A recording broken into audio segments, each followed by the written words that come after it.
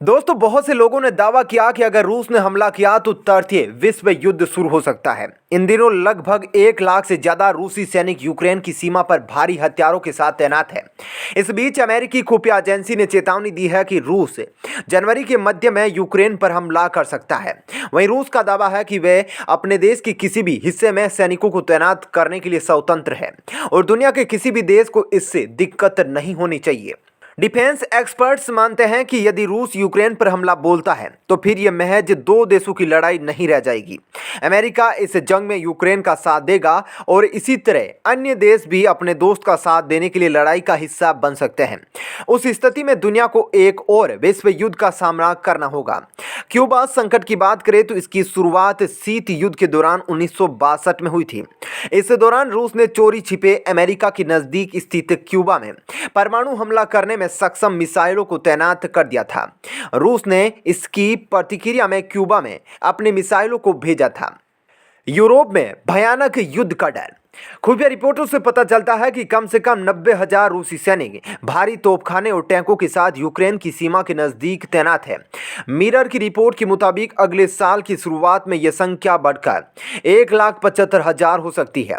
British सशस्त्र बलों के रक्षा स्टाफ के नए प्रमुख एडमिरल सर टोनी राडाकिन ने कहा कि रूस और यूक्रेन के बीच युद्ध दूसरे विश्व युद्ध के बाद से 75 से अधिक वर्षों के लिए यूरोप में सबसे बड़ी लड़ाई हो सकती है। यूक्रेन को लेकर अमेरिका और रूस के बीच तनाव इस कदर बढ़ गया है कि मॉस्को ने परमाणु युद्ध की चेतावनी तक दे डाली है।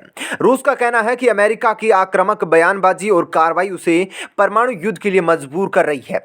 बता दें कि इस समय यूक्रेन सीमा पर रूस के 1 लाख से अधिक सैनिक तैनात है। यूक्रेनी सीमा पर रूसी सैनिकों के जमावड़े पर अमेरिका के नेतृत्व वाले नाटो ने भी कड़ी प्रतिक्रिया दी है। अमेरिकी राष्ट्रपति जो बाइडेन ने हाल ही में कहा था कि यदि रूस ने यूक्रेन पर हमला बोला तो यूक्रेन में उसे गंभीर परिणाम भुगतने होंगे। परमाणु हथियारों के मामले में दोनों बराबर।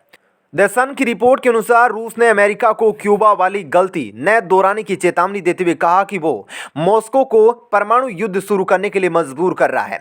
रूस के उप विदेश मंत्री सरगेई रयाबकोव ने कहा कि यूएस की दिक्कतों का 1962 का क्यूबा मिसाइल संकट एक भयानक परमाणु युद्ध के साथ दोहरा सकता है। उन्होंने कहा कि अगर चीजें ऐसी ही जारी रहती है तो परमाणु युद्ध देखना संभव है।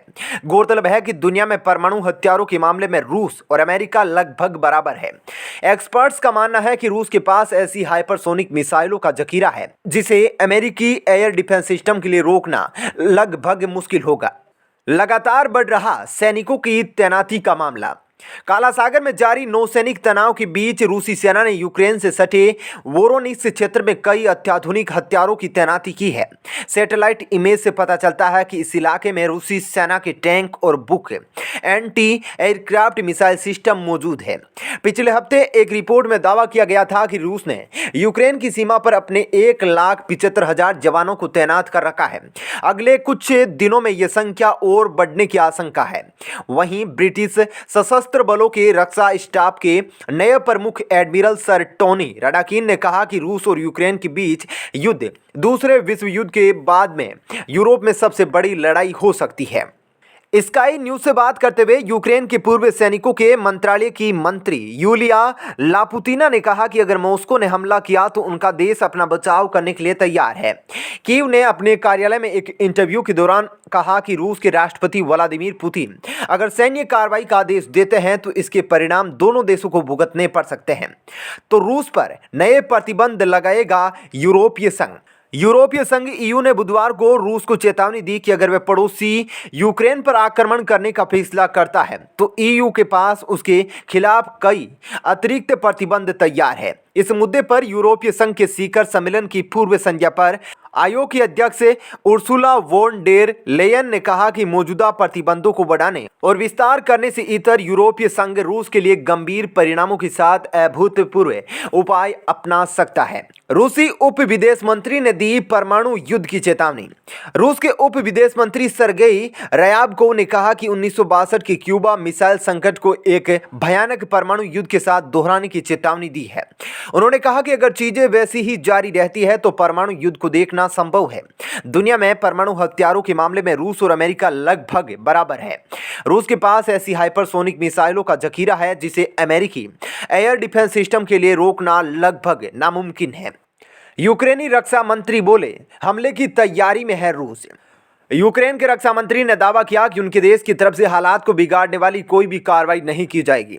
उन्होंने चेतावनी दी कि अगर रूस हमला करता है तो यूक्रेन जवाबी कार्रवाई के लिए पूरी तरह तैयार है। उन्होंने बताया कि हमारी खुफिया एजेंसी ने सबसे बुरे हालातों का विश्लेषण किया है।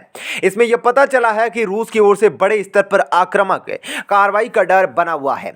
आपको बता दें कि यूक्रेन कभी रूसी साम्राज्य का हिस्सा हुआ करता था और 1991 में सोवियत संघ के टूटने के बाद यूक्रेन को स्वतंत्रता मिली और तभी से यूक्रेन रूस की छत्रछाया में निकलने की कोशिश करने लगा। इसके लिए यूक्रेन ने पश्चिमी देशों से नजदीकियां बढ़ाई। उसने ऐसा फैसला तब लिया जब उसके उत्तर और पूर्वी हिस्से की एक लंबी सीमा रूस से लगती है। साल 2010 में विक्टर यानुकोविच यूक्रेन के राष्ट्रपति बने और उन्होंने रूस से बेहद करीबी संबंध बनाए। इन संबंधों की बुनियादी पर उन्होंने यूरोपीय संघ में शामिल होने के समझौते को खारिज कर दिया। इसकी प्रतिक्रिया यह हुई कि भारी विरोध प्रदर्शन के कारण साल 2014 में उन्हें अपने पद से इस्तीफा देना पड़ा। इसके बाद रूस ने यूक्रेन के खिलाफ आक्रामकता दिखाई और कथित तौर पर वहां के अलगाववादियों की मदद की, जिसके परिणाम स्वरूप उसने यूक्रेन की क्रीमिया प्रायद्वीप पर कब्जा कर लिया। दोस्तों, रूस पर आरोप लगते हैं कि वो यूक्रेन के अलगाववादियों को पैसे और हथियार से मदद कर रहा है। रूस इन आरोपों को खारिज करता है, हालांकि वो खुलकर अलगाववादियों का समर्थन करता है। आइए जानते हैं अभी यूक्रेनी सीमा पर क्या हो रहा है। अमेरिकी खुफिया अधिकारियों ने बीते सप्ताह आशंका जताई थी कि रूस यूक्रेनी सीमा पर 1.75 लाख जवानों की तैनाती करने जा रहा है और उनमें से आधे विभिन्न जगहों पर तैनात कर दिए गए हैं और 2022 की शुरुआत में रूस हमला कर सकता है। यूक्रेन ने शिकायत की थी कि रूस ने उसकी सीमा से कुछ ही दूरी पर 90,000 सैनिकों की तैनाती कर दी है। यूक्रेन की रक्षा मंत्रालय का कहना है कि रूस की 41वीं आर्मी की यूनिट रूस में येलनिया शहर के नजदीक है। यूक्रेन की उत्तरी सीमा से यह शहर सिर्फ 260 किलोमीटर दूर है। रूसी राष्ट्रपति लगातार रूसियों और यूक्रेनियों को एक ही लोग कहते आए हैं और वो दावा करते हैं कि सोवियत समय में यूक्रेन को गलत तरीके से ऐतिहासिक रूसी जमीन मिल गई थी। वहीं पुतिन की चिंता यूक्रेन के नाटो में शामिल होने की लेकर भी है। वो चेता चुके हैं कि नाटो उनके लिए एक सीमा रेखा की तरह है।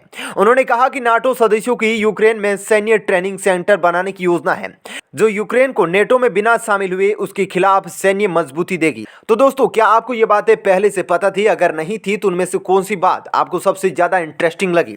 दोस्तों, हमारे इस वीडियो में हमने आपको बहुत सी बातें बताने की कोशिश की है। अगर आपको हमारी ये जानकारी अच्छी लगी तो वीडियो को प्लीज लाइक और शेयर भी जरूर कीजिएगा और ऐसी ही वीडियोज के लिए चैनल को भी सब्सक्राइब जरूर कर लीजिएगा। धन्यवाद।